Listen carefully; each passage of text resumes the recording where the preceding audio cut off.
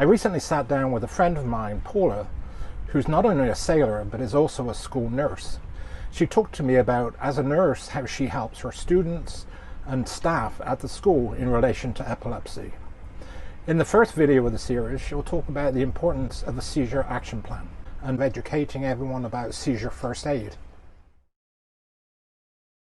It's really my pleasure to speak today with Paula Mueller.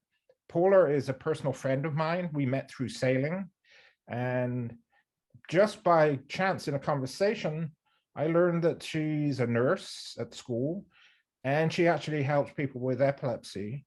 And she's the sort of frontline support for people with epilepsy in the school. And I thought it would be really helpful if she was to tell us about her experiences and what happens in school. So Paula, thank you for taking the time to join us. I really appreciate it. It's good to be with you. Maybe just give us a little background on what your position is, where you work. Okay.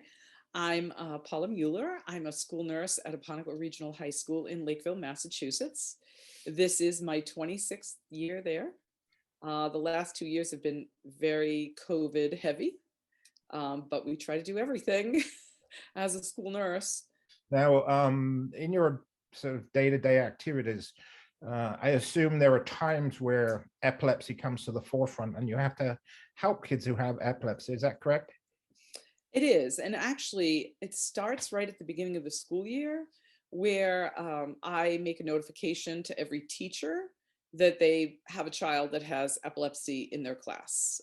We have a way of putting it on, so it goes up to their private grade book so that they can see it, but it's not visible to everyone else who doesn't need to know. Mm-hmm. And I don't just say, hey, this kid has epilepsy. I say, this child has epilepsy.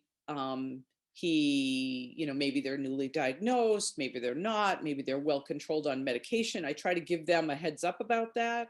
And, it's likely that he or she will have a seizure in your class. It's unlikely, whatever. And this is what you do if this happens. And I have like 5 or 6 first aid steps.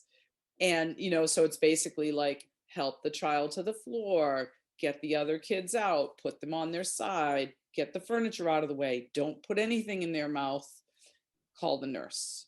Yeah. It's great that you're able to give those steps to the teacher so they actually have, in what can be probably quite a frightening experience first time, they actually know what to do.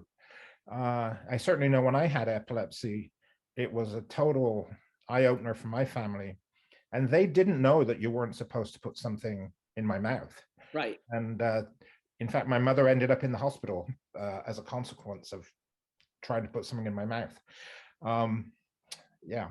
When a child with epilepsy comes to school, do the parents provide a seizure action plan where they give you information about the seizures and what you should do, or is this something you have to develop for them?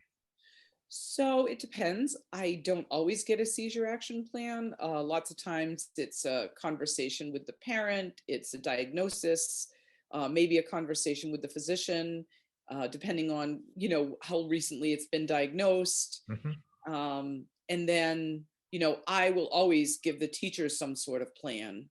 Yeah. That's kind of their little action plan. I often tell them too, like, I will have a discussion with the parents if it's a known thing.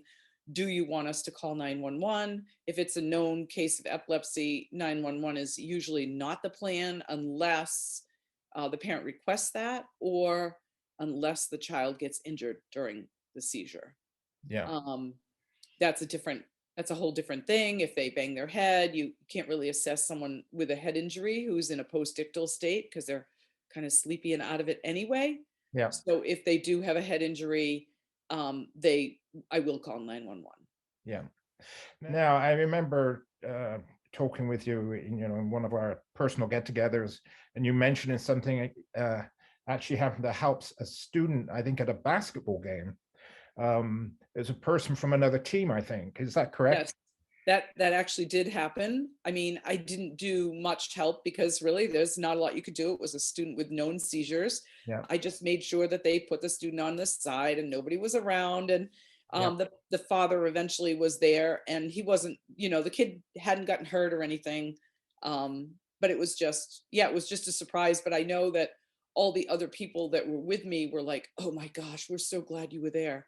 Yeah, It's extremely watching somebody have a seizure for an ordinary layperson is extremely frightening. yeah. Yeah, I totally understand that. And I think the more that we can have conversations, so that, at some point, everyone's going to witness a seizure.